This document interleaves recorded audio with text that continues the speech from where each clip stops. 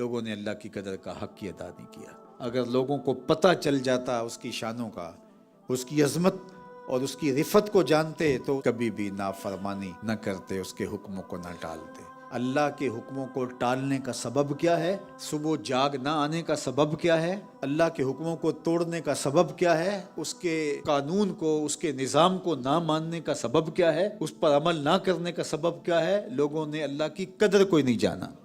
اللہ کی قدر و اہمیت کو جانتے تو کبھی ایسا نہ ہوتا۔ یہ سب اس لیے ہو رہا ہے کہ وما قدر اللہ حق قدرہ، لوگوں نے اللہ کی قدر کا جو حق تھا اس کو ادا ہی نہیں کیا۔ اس لیے لوگ جو ہے وہ دین کو اور اللہ کے احکام کو ایزی لے رہے ہیں، لیکن یہ تو قیامت کے دن پتہ چلے گا جب ایک ایک عمل کا، ایک ایک حرکت کا، ایک ایک سکنت کا حساب ہوگا۔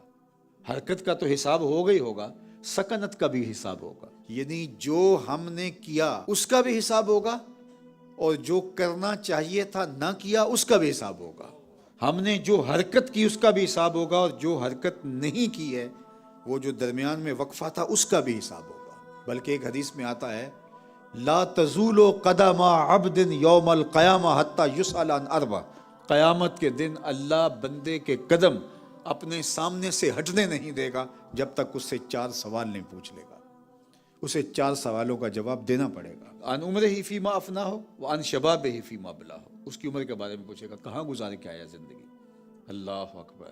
وہ تو ایک شاعر نے کہا تھا قبر کے منظر کو کہ کونڈ چک کے پوچھنا ہے پھر سائیاں راتاں پچھلیاں کتھے گزاریاں تھیں۔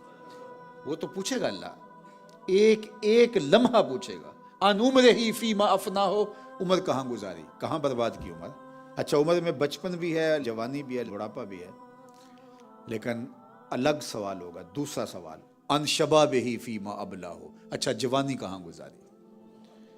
عمر کے اندر جوانی آتی ہے، لیکن جوانی کا ایک الگ سے سوال ہوگا، اس لیے کہ زندگی کا نقطہ کمال جوانی ہوتی ہے۔